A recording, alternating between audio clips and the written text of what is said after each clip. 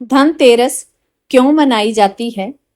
क्या है इसके पीछे की पौराणिक कथा और इस दिन क्या करना चाहिए और क्या नहीं करना चाहिए? आइए जानते हैं। कार्तिक मास के कृष्ण पक्ष की त्रयोदशी तिथि को धनतेरस का पर्व मनाया जाता है। शास्त्रों के अनुसार इस तिथि को समुद्र मंथन के समय भगवान धनवंतरी अमृत कलश लेकर प्रकट हुए थे। इस वजह से इस तिथि को धनतेरस या धन त्रयोदशी तिथि के नाम से जाना जाता है। भगवान धनवंतरी के अलावा इस दिन माता लक्ष्मी, धन के देवता कुबेर और मृत्यु के देवता यमराज की भी पूजा की जाती है। इस दिन से दीपावली का पर्व शुरू हो जाता है और इस दिन सोना चांदी या नए बर्तन खरीदना बहुत शुभ माना गया है। आइए जानते हैं धनतेरस हम क्यों मनाते हैं और इसके पीछे की कहानी क्या है। हमारी भारतीय संस्कृति में स्वास्थ्य को ही सबसे बड़ा धन माना गया है और इस दिन को राष्ट्रीय आयुर्वेद दिवस के रूप में भी मनाया जाता है। मान्यता है कि भगवान धनवंतरी को भगवान विष्णु का अंश माना जाता है और इन्होंने ही संसार में चिकित्सा विज्ञान का प्रचार और प्रसार किया।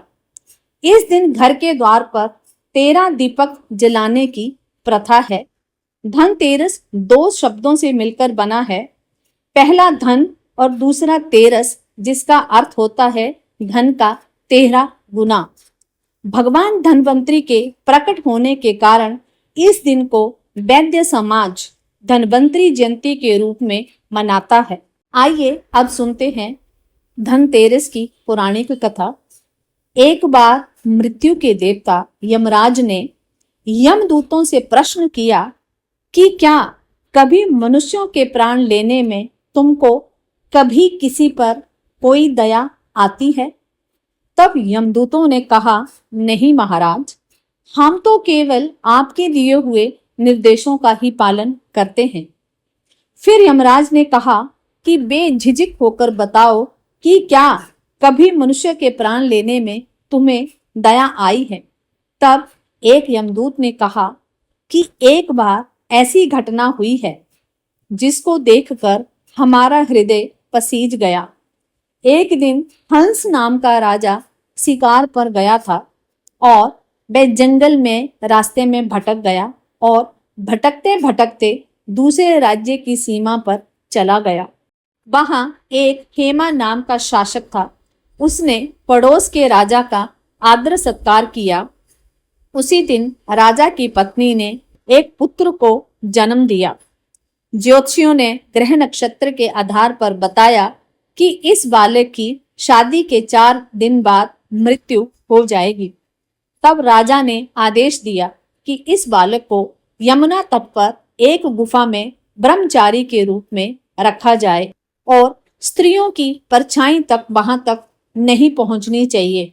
लेकिन विधि के विधान को कुछ और ही मंजूर था। संयोगवश राजा हंस की पुत्री यमुना तट पर चली गई और वहां राजा के पुत्र को देखा। दोनों ने गंधर्व विवाह कर लिया। विवाह के 4 दिन बाद ही राजा के पुत्र की मृत्यु हो गई। तब यमदूत ने कहा कि उस नव विवाहिता का करुण विलाप सुनकर हृदय पसीज गया था। सारी बातें सुनकर यमराज ने कहा कि क्या करें, ये तो विधि का विधान है और मर्यादा में रहते हुए ये काम करना ही पड़ेगा। यमदूतों ने पूछा कि ऐसा कोई उपाय है क्या जिससे अकाल मृत्यु से बचा जा सके? तब यमराज ने कहा कि धनतेरस के दिन विधि विधान के साथ पूजा अर्चना और दीपदान करने से अकाल मृत्यु नहीं होती। इसी घटना की वजह से धनतेरस के दिन भगवान धनवंतरी और माता लक्ष्मी की पूजा की जाती है और दीपदान किया जाता है। धनतेरस के दिन क्या करना चाहिए? धनतेरस के दिन धनवंतरी भगवान लक्ष्मी जी, कुबेर देवता, यमराज और गणेश जी की पूजा करनी चाहिए। धनतेरस के दिन सोना, चांदी, धातु, धनिया और झाड़ू खरीदना शुभ माना जाता है। इस दिन मृत्यु के देवता यमराज के लिए मुख्य द्वार पर दीपदान किया जाता है। धनतेरस के दिन घर की साफ सफाई का खास ध्यान रखना चाहिए। धनतेरस के दिन खीर, सफेद कपड़ा और बताशा इत्यादि का दान करना शुभ माना जाता है। धनतेरस के मौके पर नई झाड़ू खरीदकर उसकी पूजा की जाती है। धनतेरस के दिन इन बातों का विशेष ध्यान रखना चाहिए। धनतेरस के दिन मांस, मदिरा समेत तामसिक भोजन के सेवन से परहेज करना चाहिए। इस दिन काले रंग के कपड़े या वस्तुओं की खरीदारी से बचना चाहिए। धनतेरस के दिन घर के किसी भी कोने में अंधेरा नहीं रखना चाहिए और इस दिन घर की साफ सफाई के साथ घर के हर कोने में रोशनी का खास ख्याल रखना चाहिए। धनतेरस के दिन पैसे उधार देने से बचना चाहिए। आप सभी को धनतेरस की बहुत बहुत शुभकामनाएं। भगवान आपको सुख शांति और समृद्धि दे।